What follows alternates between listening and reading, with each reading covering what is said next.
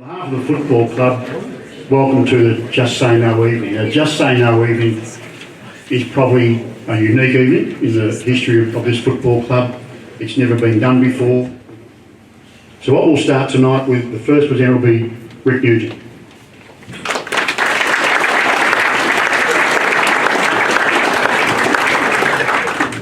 Thanks very much, Nashi. Firstly, congratulations to the club for putting a night like tonight on. Regularly in my world, we are discussing, strategising about how we can educate people and make them more aware of the dangers of alcohol, risk-taking behaviour, and in particular drugs. So, you know, for me, if there's one thing that you get out of today for the kids, one thing, and that is just a trigger that at some point in the future you'll stop and you'll think, geez, I remember about that, and I'll actually make a different decision. There's a story here a couple of years ago, not far from here. Luke and Paul. Luke and Paul, two mates, were picked up late at night when their parents didn't know they were picked up by four others in a car to go joyriding. Their mates, a couple 18, others 17, picked them up and started driving like hoons, being idiots. Luke and Paul tried to get them to stop and let them out. They wouldn't. Calling mummy's boy, you're weak, what are you going to do? Who's going to pick you up at this time of night? And they just kept driving like idiots. Luke and Paul waited, and then the car stopped at a 7-Eleven to get some drinks. And Luke and Paul then refused to get back in the car. They're not getting in. They'll call all the names, the peer pressure. They copped a lot of grief. They were tempted. How are you going to get home? We'll drop you home. We'll take you straight back home, so don't worry about it. Trusted their gut instinct. Stayed. Ring mum. 4 minutes later, the car is wrapped around a pole, and the other four kids are dead. All four of them. But they're mates as well. Then there's the grief they cop as well, losing their friends. But they weighed it up, they considered it, and they were brave, they were courage to say, no, not getting you back in the car, we know. Young people, cars, they're just a recipe for disaster when you're not experienced at doing that. This is a photo of a drug lab. Makes ice generally, used to make amphetamines, but now there's more money in ice, so the amphetamines not so much, they're ice. Drug dealers are all about making money. Manufacturers only care about making money. Believe it or not, they're not concerned with the health and well-being of the consumer. No? They don't care. They're manufacturing with these chemistry sets, and they failed chemistry in grade 5. In fact, most of them didn't get past grade 6, but there's money in it, and that's what they do. And we come across a lab almost daily. They'll be in cars, they'll be in motel rooms, they'll be in sheds, they'll be in bungalows, they'll be in rented homes. They cook it up. But it's difficult for them to get all the ingredients they need. So what they do is they substitute ingredients. So a regular substitute, paint thinners, Drano, rat sack, battery acid. When we raid these places, we get the lists, and they try and work it out as to what percentage they have of rat sack that they can put in that's safe. But most of them can't add up. So they're taking a chance. So in terms of this sort of stuff, it's Russian roulette, this drug, because it is regularly made up of a whole lot of chemicals that are just not safe. But ice, more so than any other drug, and Jess will probably talk about this, is extremely addictive. The purity is getting stronger and stronger. Regularly we're told to use ice twice and the addiction is so great. It's so hard to give up. Generally starts with a weekend, generally starts with an occasional use, and then it continues from there. And when you talk to blokes that use it, they say they feel like Superman when they're on it. They feel so strong. They can party all night, they go days without sleeping. It's such a strong drug that makes them feel like Superman. But the problem is that once the drug's got hold of you, it then costs more and more to feed that addiction. And then more and more, they use up their pay Then it goes from the pay to stealing, generally starts from mum and dad. Then it starts going from there into other forms of thieving. Often, a drug dealer will encourage you to sell some to support your habit, because the bigger the network, the more they sell, and on it goes. But one of the real issues with this drug is psychosis. Drug-induced psychosis, and I don't know, Mariana, how much you study, but it is phenomenal. It's a bit like cannabis. Cannabis has this psychosis part that I think 1 in every 10 will suffer psychosis. And there's a really tragic case I have that I was involved in that is probably too disturbing to discuss here, involving a son and his parents. But the psychosis is real. The other part that happens around this drug as well is that people will end up being owed money. The drug dealers will be owed money that people will owe. And then they'll try and fund that debt. But quite often now, we actually get what we call home invasions. And that is the drug dealers will start targeting the home of the parents to get the money back that's owed. Balaclavas, firearms, 3 in the morning. It happens in Toorak, it happens in Brighton, and all of a sudden they just want their money. And it is horrific when it happens, and you get whole families having to relocate because of the activities of the criminals that are involved. Mitchell, that is his real name. Mitchell, 21, was an occasional user of cannabis, promising footballer, good motorbike rider, and on a particular day was encouraged to have a smoke, a pipe of ice. But Mitchell copped a bad batch. And very quickly, Mitchell's brain was destroyed by the ice. And that's the picture of Mitchell on your right there. He didn't live long. The parents had to turn the machine off because it just fried him. A bad batch. Geez, the dealers that time better put a bit too much battery acid in, put a bit too much paint thinners in. It's all over. So for the dealer, he just starts up another lab, starts cooking again. But poor old Mitchell is gone. His family are devastated. At 3 o'clock in the morning one morning, sitting in the police car as a uniformed sergeant with my rookie offsider to do a death notification for a young guy who was 18 that died. And we sat there in the car for a while.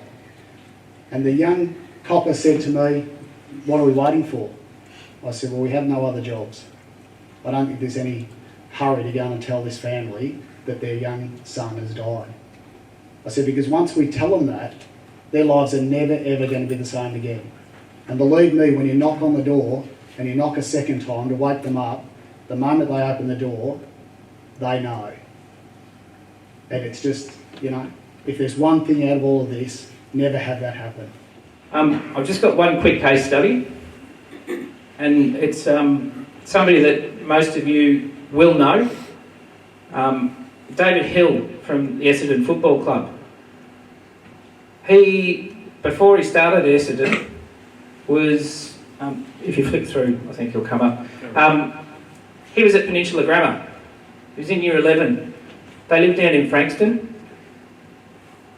8 friends, him included, decided to take the car keys to one of the parents' cars. The parents didn't know. They got in the car. I don't know if alcohol was involved. They got about 300 metres up the road. They were going up a hill.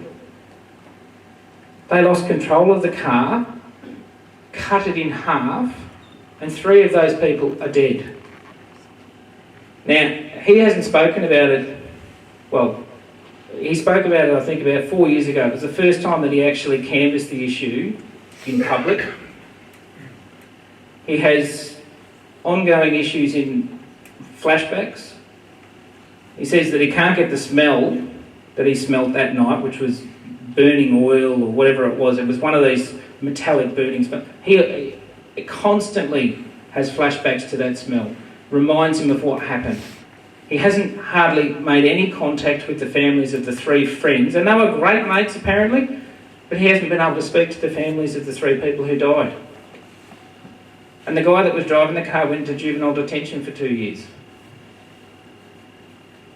The biggest thing that he said in that article that was in The Age, if you look up, you Google David Hill and car accident, and there's about 4 articles, and if you read those articles, in one of them he says, "I knew it was wrong, what we were doing.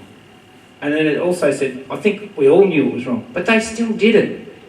Now they had an out. They could have said, hang on, this is a bad idea. And he said they could have walked to where they were going. But they chose not to. If your friends start talking about it and saying, oh, you know, such and such offered me this or said we should do this, steer well away from it. Suggest to your friends that they steer well away from it. And I would even suggest that you need to speak directly to them, and you need to follow it up by speaking to their parents, because this is something that is so important. And if you can make one person avoid going through all of this stuff, then that's been worthwhile. Okay? I'll end it there. Thank you very much. Thanks, Travis. Mariana, up you come. Mariana doesn't want to use the microphone, so obviously she's got a very loud voice, so pay attention. Hello everyone, can everyone hear me? Yes. I just want to say we haven't prepared these talks together, we just met. And it's scary how we all will sound the same and we talk about the same things. So, I'm going to declare a few things for you all. Firstly, I want to declare I'm very overwhelmed with the numbers here, and I thank you for inviting me. This is absolute fantastic chance to talk about this, and thank you for coming. I have to declare that I am emergency and trauma specialist. I work in trauma centre, Victorian biggest, in Australian biggest trauma centre. And yes, I do see the worst. I see the worst outcomes. There is much more out there. I see patients fighting for life. I see patients who are victims of major traumas. And they were affected by drugs or alcohol, or the person who caused the accident was affected by drugs and alcohol. Just last week, I treated severely injured teenage driver. One of police officers was sitting next to him. He was under arrest. His passenger died at the scene. My patient had broken neck bones. He wasn't asking for painkillers. He was overwhelmed by the fact that he's likely to be charged for murder. He wasn't worried that he may not walk again. The biggest risk to lose control is that you believe that you're in control of drugs. I'm telling you, no one is in control of drugs. The drugs are in control. The biggest risk is to say, it's not going to happen to me if I have a few drinks and sit behind the wheel. Your judgment is impaired. You have no control. If you survive that event, you just got lucky. You were not in control. The next speaker is a person who I first met. I read an article in the paper some months ago, and it was in one of the Sunday papers, and it was about a young girl called Jess, and I got the email that the person who wrote the article had her email address on it. So I emailed that person and said, well, we're having this night, I'd like to sort of get in contact with this person if she would be willing to talk and do all those sorts of things. And she gave me Jess's email address. I've been in contact with Jess ever since. I spoke to her again early this week about what we wanted to talk about. And I suppose, and I said to Ian before, I was probably being a bit protective of her, because I said to Jess, oh, if there's any question you don't want to ask or answer, we'll steer away from it. I said, we'll steer the conversation away so you're comfortable with what you want to talk about. And again, as I said before, she's a very, very brave person, because she's quite willing to talk about how it started, where it led her to, and how she's come out the other side. So she is living proof of someone who's been through what everyone here is talking about. So Jess, up you come.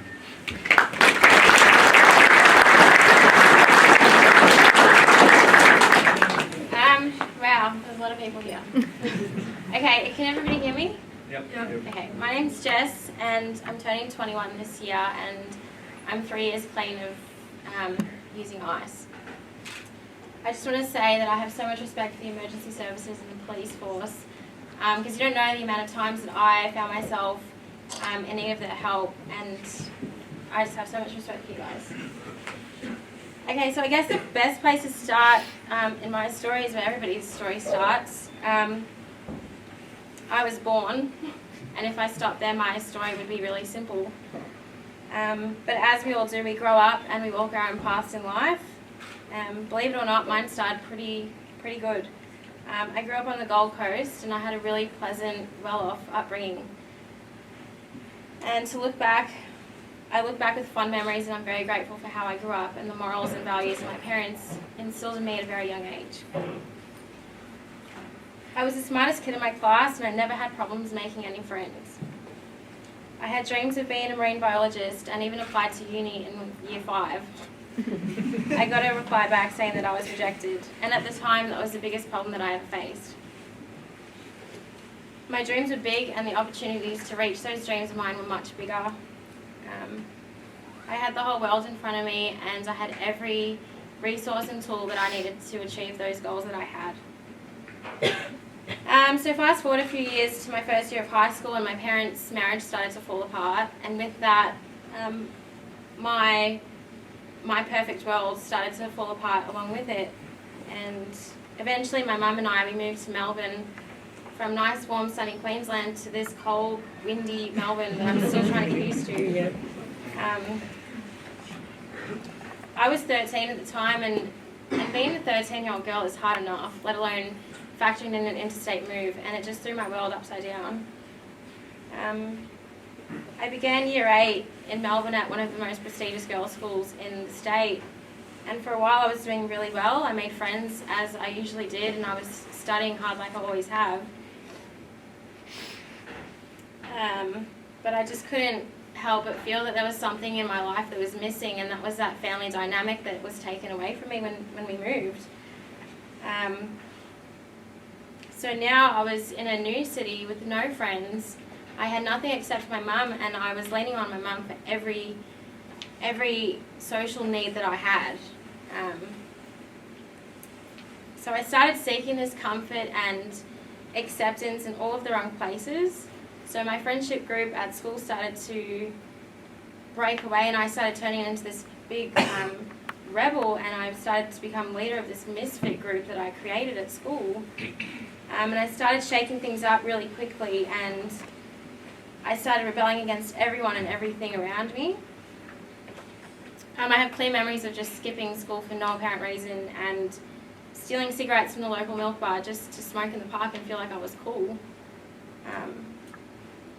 Throughout the speech, I'm going to pinpoint moments in my life where I wish that I just said no, and that was the very first time that I look back and I wish I didn't do that. Because smoking cigarettes in the park is not cool. You're not being cool by missing out on school or missing out on an education. So this was one of those points that I needed to stop and I needed to get back on track, but instead I turned the other way. So this downward spiral that I was on, it only got steeper, and to the point where I was slipping so much that I needed an intervention. So eventually, Mum picked up on the fact that I needed to break away from that cycle. So we moved. We moved from the eastern suburbs all the way to the western suburbs, and soon enough, quicker than I could blink, I'd made friends again with the wrong crowd and found myself in the park smoking weed from 9 a.m. till 3 p.m. I was stoned all the time, and I had no hesitations to experiment with other drugs at this time either. After all, I had no self-care and worth, so what was there to lose? Weed turned into LSD, and LSD turned into pills, and pills turned into mushrooms, and the list just went on and on.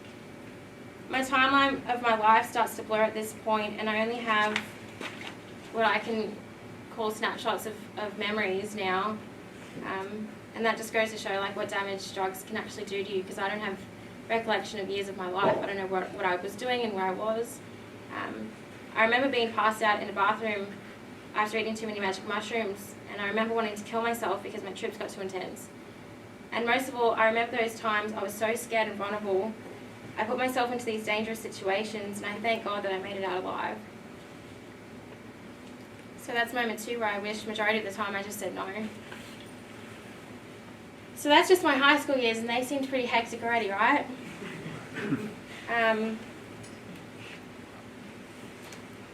There was a period of time between, I think it was about year 8 and 9, where I wanted to settle down and I wanted to get my life back together. I was determined to find that smart and intelligent girl that I left in Queensland. But I had no idea how to, but I also had no idea what was lying ahead of me. So again, I enrolled in a brand new different school in a different town, and I tried to do this thing again for a fresh start. I got a part-time job at a fast food restaurant, and I was studying. I remember the day that I walked into this new school, and I thought to myself, is there a sign on my forehead that says I'm trouble? Because it seems like the trouble crowd always seem to gravitate towards me. So yeah, before you know it, I met this guy, and on the first day of my brand new school, for the 3rd time, I found myself in his garage smoking weed with him and his dad. And it was a really, really weird moment. And again, that's one of those moments I was like, why didn't I just say no? Why do I keep doing this to myself? But yeah, shaking my head, sitting there thinking, yeah, I should have said no, but I didn't, and I didn't know why I couldn't seem to manage to take better care of myself. So that's the point where I developed this stuff it attitude, and I told myself, if I'm going to do this, I'm going to do it right. So to cut a long story short, I ended up dropping out of school completely 3 weeks after I started at that new school, because I just couldn't balance normal life with drug use anymore. I told myself I was going to work full time, but that didn't work out either.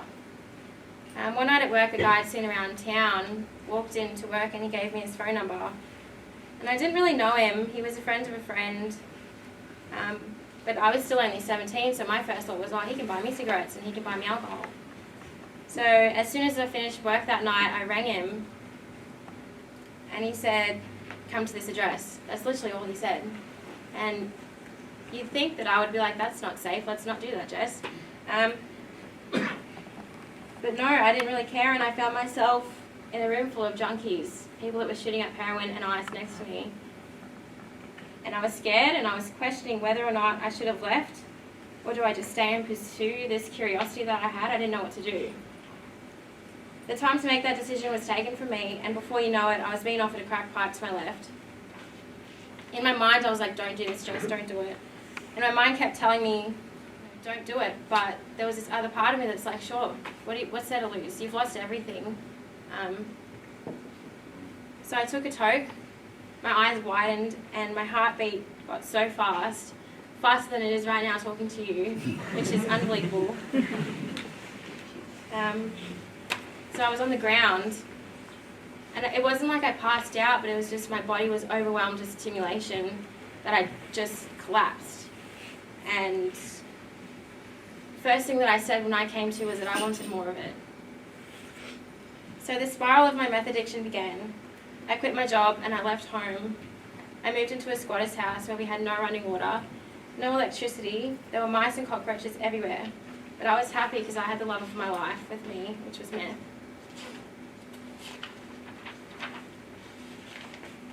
My mum at this point had made missing persons reports and had called the police countless times to try and save me, but I was beyond help at this stage. I was 17 and I was legally allowed to be independent according to the law and according to Centrelink, who so kindly funded my addiction. But when Centrelink didn't feel like being nice to me anymore, I sourced money from burglaries, theft, pawning my belongings, and even staging a robbery at my own mother's house so I could steal her jewellery. The extent that I went to get my fix was incredible, and as always, my motivation never failed me. I could go on to recall various incidences I had been in violent altercations with people. I could tell you about the time that I stabbed someone and nearly killed them, or the time that I wanted to jump in front of a train because I was so depressed and I didn't know how to get out of this vicious circle I was in. But I don't think that's necessary tonight. There's times and places for everything, and there's a time and a place when your gut instinct is telling you no. And let me tell you right now, because you should listen to me, I'm not wearing a uniform, and like I said, I'm so respectful of these guys here, but I'm on the other side of things. And if you listen to anyone tonight, please make it me. So eventually I found myself in hospital, and the nurses and doctors were telling me that if I didn't stop what I was doing, I was going to die. My organs had failed on me, and my body was shutting down due to a lack of food and sleep over a period of weeks. And I knew that I needed to stop, and it was time to stop, and I needed help. So 35 kilos I weighed. I had decaying teeth and my skin was grey. I walked to the front door of my mum's house and I said, "I'm done now, Mum, I need help." And the funny thing is, the memories that I have of rehab are actually more scary than the memories I have of using ice, because the withdrawal symptoms of meth are insane. They're horrifying and they're painful, and it's something I literally would not wish on my best friend or my worst enemy. I knew it was that, going through that, or I was going to die, so it was my only choice. 18 months later, I had completed my rehab program and I was on the road I am now of recovery. Unfortunately, addicts will always be addicts, and I'll be dealing with these demons every day of my life. But through healthy alternatives, I find myself striving to reach those dreams that I once had when I was young. Thanks.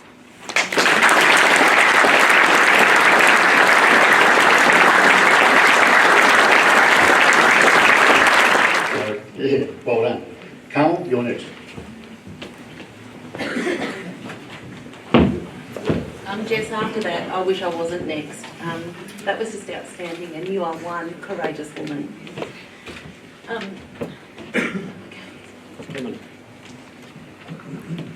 As Steve introduced, one of the roles that I have is to sit on the Adult Parole Board. I'm one of 22 community members, and I sit probably 30 days a year. And that role involves me sitting with offenders when they're coming to the end of their what's called head sentence, and trying to convince the board that they're now ready for release onto parole. I'm now going to introduce you to Oscar. Oscar was a culpable drive. Now, Oscar is definitely not one of your typical offenders in prison. He came from an extremely wealthy family, and for his 18th birthday, his dad gave him a new car. This is what Oscar had said. "Prison for me was somewhere criminals went. 5 years ago, if I'd been asked, do you think you'd be in a maximum security prison doing gym training with an ex-juice head, I'd say I'd probably have more chance of dying in a freak accident than actually coming to prison." As I said, Oscar came from upper middle class society. And earlier that night, he was 18 by the way, which is why he got the car. Earlier that night, he and his mates decided they'd go to a party. Oscar knew he was going to drink, but he wanted to drive there. He wanted to show off his new car. But he started drinking a little bit more. He didn't get absolutely intoxicated, but he was drunk. So one of his mates said, "You're not driving home tonight, give me your keys and get in my car." So he did. But on the way home, he said to his mate, "Listen, Dad's going to go nuts if he knows that I've left my car in the street. Can I just go and check that it's still there?" What his mate didn't know, that when he took Oscar to the car, Oscar got out of the car, he got into his car, and he drove it up the street. He was about a minute from home when he took the corner really badly and he hit a pedestrian. He was arrested at the scene. What Oscar did do was he rang Triple O because he knew that this guy was in serious trouble. But he was arrested at the scene, and he was tested, and he blew over the limit. The next case study is Zach. He was also culpable driving. He had no drugs in his body, and he had no alcohol in his system. He just had the phone. Rick and I have sort of spoken about for a long, long time. And I mean, as I said, he deals with it every day of his life. And when we started this, and when we spoke to everyone at the start of the evening, we all just said we could change one person in this room, whether it be a 14-year-old or a 19-year-old, to make the right choice and to save their life. It's been a success. But I mean, we can talk about, and these people can talk about all these different scenarios, and Carmel can talk about the case studies and whatever. But if you don't think it can happen to you, you're in the wrong space. You have got no idea what it's like. Because in the private conversations I've had with Rick and with Carmel, it's out there. It's in our backyard. And as I said at the start of the evening, Rick was very proud of the fact he found one football club that doesn't have an ice problem. Well, we have a real problem in society, and if we can draw a line in the sand tonight with all your children here, we draw a line in the sand. So that's not for us. We're going to say no. It's been a success. At the start of the evening, we did say it was going to be confronting. I think it has been, but these people here, we've got to sort of thank for giving up their time. Thank you to you five for sharing your experiences and your stories. And Jess, I think you're one of the most bravest and very articulate young women I've met and heard speak, and I'd like to thank you especially for being so brave. And if your life story can change one life, then everything that you've been through has been worth it. So I'd like to just put your hands together for all of us.